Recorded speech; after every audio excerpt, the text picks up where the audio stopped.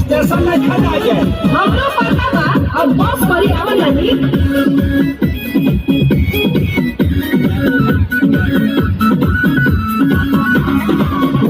के सारा सामान गौरा में देवी साई देखते में ठुकी राजा अब तानी होके के सारा सामान गौरा में देवी साई में ठुकी राजा अब तानी होके सबके हुआ घाट जाए सबकी हुआ जाए घाट जाए मेरे कपला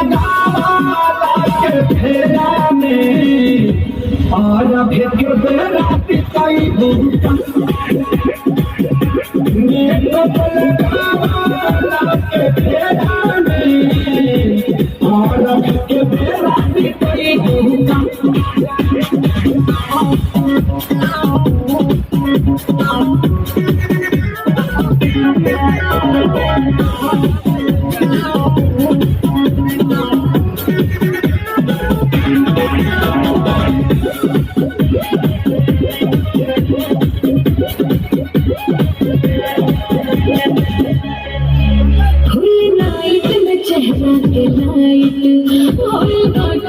जगला से